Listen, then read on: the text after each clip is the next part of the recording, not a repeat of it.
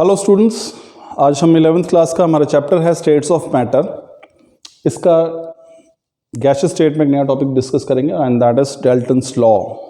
Dalton का नियम क्या है, ठीक है ना। तो डाल्टन जो है इसको हम Dalton's law of partial pressure भी कहते हैं। हिंदी में देखिए डाल्टन का आंशिक दाब का नियम, पार्शियल प्रेशर की हम बात करेंगे।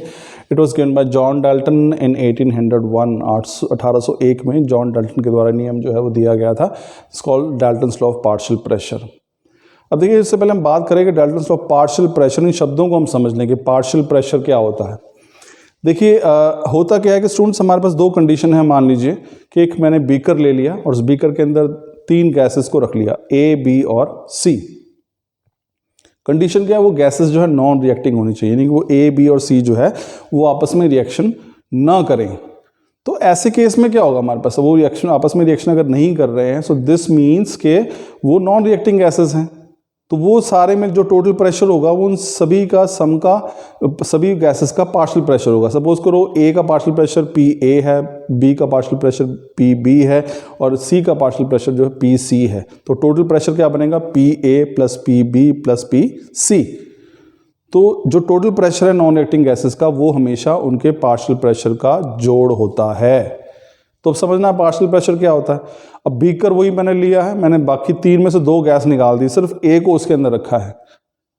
तो ए जो प्रेशर एक्सर्ट करेगी जब वो अकेली उस बीकर के अंदर मौजूद है वो होता है उसका partial pressure. I will say partial pressure of A. So what is basically partial pressure? Partial pressure is the pressure exerted by the gas when it is present alone in the container। जब भी कोई gas किसी container में अकेले मौजूद हो वो जो प्रेशर लगाएगी वो उसका पार्शियल प्रेशर होगा।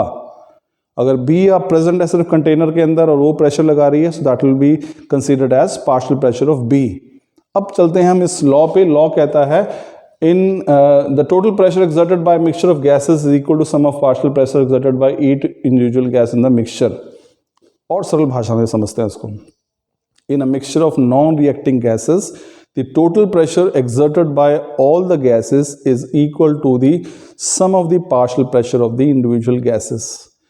इन a mixture of non reacting gases, यदि हमारे पास कोई बीकर में किसी कंटेनर में नॉन रिएक्टिंग गैसेस यानी ऐसी गैसेस का मिश्रण है जो आपस में अभिक्रिया नहीं करती हैं, तो उन पूरे कंटेनर का जो कुल दाब होगा, जो प्रेशर होगा, वो वास्तव में उन अलग अलग गैसेस के पार्शियल प्रेशर का सम होगा, जोड़ होगा। यही है Dalton's law of partial pressure. ध्यान रखिए दीज गैसेस जो आप कंटेनर के अंदर ले रहे हैं they are suppose to be non reacting. Reaction कर जाएंगे फिर लॉ कहीं एप्लीकेबल नहीं हो पाएगा यहाँ पे। तो नियम क्या है, in a mixture of non reacting gases the total pressure exerted by all the gases is equal to the sum of the partial pressure of the individual gases। किसी भी कंटेनर में अभिक्रिया ना करने वाली गैसेस का मिश्रण का जो कुल दाब होगा, प्रेशर होगा, वो वास्तव में प्रत्येक अलग अलग गैस के पार्शियल आंशिक दाब का, पार्शियल प्रेशर का जोड़ होगा, सम होगा। This is Dalton's law of partial pressure. अब देखिए इसमें क्या है, एग्जाम्पल लेके बताया है, बड़ा सिंपल सा एग्जाम्पल है, डायग्राम से ही क्लियर हो जाएगा। इसमें देखिए हमारे पास क्या है, यहाँ पे हमने क्या किया है, सपोज करो कि हमारे पास ये गैस है, ऑक्सीजन इसमें हमने ली है, नाइट्रोजन। तो डायग्राम से क्लियर हो गया होगा आपको कि ऑक्सीजन गैस के जो कण हैं वो नीले से दिखाए हैं और यहाँ पे नाइट्रोजन के जो है वो हमने थोड़े रेडिश कलर में दिखाए हैं। अब ये दोनों जब मिक्स हो गए हैं तो ये रिएक्शन नहीं कर रही, ध्यान रखना। तो ये दोनों गैसेस अलग अलग हो जाएंगी। तो इसका पार्शियल प्रेशर मान लेते हैं यहाँ पे, इसको यहीं से कंसिडर कर लेते हैं। सपोज करो कि इस गैस का जो पार्शियल प्रेशर है, अब मैं यहाँ पे समझाता हूँ आपको। इसका सपोज करो पार्शियल प्रेशर जो है वो PO है, ऑक्सीजन के लिए लिखा है मैंने, और इसका पार्शियल प्रेशर जो है वो कितना है, PN है, नाइट्रोजन का है। तो जब आपने दोनों को मिक्स कर दिया, नॉन रिएक्टिंग है, अब टोटल P टोटल किसके बराबर आएगा, P टोटल जो है it will be equal to sum of partial pressure of individual gases, यानी किसके बराबर होगा, PO plus PN। This is Dalton's law. वो ये कहता है in a mixture of non reacting gases, ये मिक्सचर हमारे पास नॉन रिएक्टिंग गैसेस है, in a mixture of non reacting gases the total pressure exerted by all the gases is equal to sum of the individual partial pressures। ये हमारे पास students हैं Dalton's law of partial pressure. चलिए आगे बढ़ते हैं। अब Dalton's law of partial pressure के formula क्या है, पी टोटल। अगर सपोज करो हमारे पास एक कंटेनर है, उसमें हमने गैस ले रखी है, उसका एक का पार्शियल प्रेशर P1 है, दूसरे का P2 है, तीसरे का P3 अप टू Pn है।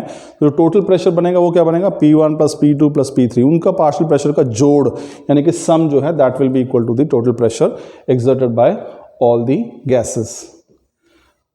अब expressing pressure in terms of partial pressure, तो है देखिए हमारे पास क्या है, मोल फ्रैक्शन को का कंसेप्ट हम यहाँ पे जोड़ेंगे। अब देखिए क्या है हमारे पास यहाँ पे, तो mole fraction of specific gas mixture is equal to ratio of partial pressure of gas to the total pressure of the gas, pressure exerted by the gaseous mixture. तो मोल फ्रैक्शन क्या होगा, xi को gas है हमारे पास, तो partial pressure उसका divided by total pressure, that is equal to volume है उस गैस का divided by total volume of the gas. तो इस तरीके से हम इसको एक्सप्रेस कर सकते हैं in terms of mole fraction. तो mole fraction of any gas is equal to partial pressure of that gas divided by total pressure. Mole fraction is also equal to volume occupied by that gas divided by the total volume। तो ये mole fraction और partial pressure के बीच में जो है एक हमारे पास relation है। चलिए न्यूमेरिकल है, हम इसमें इस पे भी चलो डिस्कशन कर लेते हैं क्या है। एक न्यूमेरिकल है जो डाल्टन्स लॉ पे बेस्ड है। एक मिक्सचर है हाइड्रोजन गैस का ऑक्सीजन गैस का, एक्सर्टेड जो टोटल प्रेशर कितना बन रहा है 1.5 atmosphere. Let us read this numerical.